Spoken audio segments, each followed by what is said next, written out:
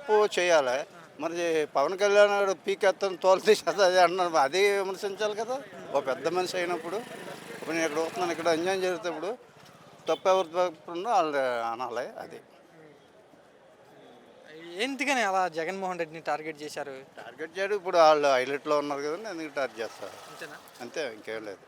లేకపోతే చంద్రబాబు దృష్టిలో పడడానికి అలా ఏమన్నా అంటున్నారా బొత్స సత్యనారాయణ? చంద్రబాబు దృష్టిలో పడినందుకు అంతే. లేకపోతే నిన్న మొన్న సీట్ ఇవ్వలేదు కదండి ఆయనకి.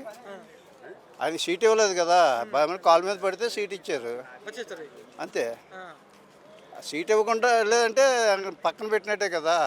పక్కన పెట్టారు కానీ మళ్ళీ బతిమాలుకొని అలా చేసుకొని సీటు తెచ్చుకున్నాడు. ఏదో కొద్దిగా దృష్టిలో మీరు అన్నట్టు దృష్టిలో పడినందుకే మళ్ళీ డైలాగులు అయ్యాయి అంతే.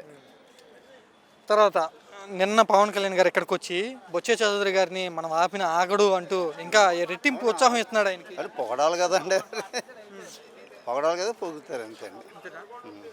జగన్మోహన్ రెడ్డిని ఇలా తిడతం తప్పు అని చెప్పాల్సిన పవన్ కళ్యాణ్ ఇంకా రెట్టించి ఉత్సాహం ఇవ్వటం ఏంటి ఆయన?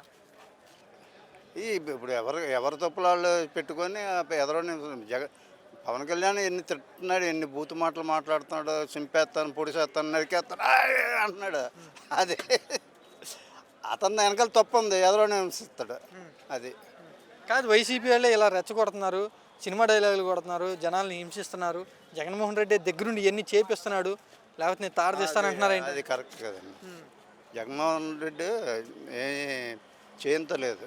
ఆయన మామూలుగా పలకరించడానికి వెళ్ళినట్టు ఆయన్ని టార్గెట్గా చేసి చేయడం అంటే రాంగ్ అండి. జగన్మోహన్ రెడ్డి బయటికి వెళ్తే ఎలా ఉంది పరిస్థితి జనాల్లో ఏమంటున్నారు? పవన్ కళ్యాణ్ బయటకు వస్తే ఎలా ఉంది? అదే తెలుసుకోవాలండి పవన్ కళ్యాణ్. పవన్ కళ్యాణ్ గారు అది తెలుసుకోవాలి అంతే.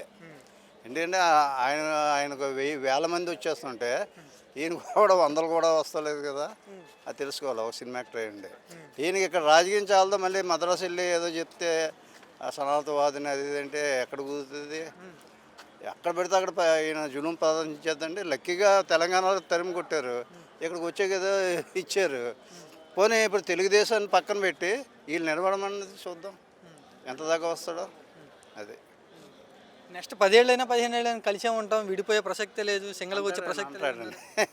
వెనకాలనేమో ఒకళ్ళు కుయ్యలు కుతంత్రాలు చేసుకుంటున్నారు కదా.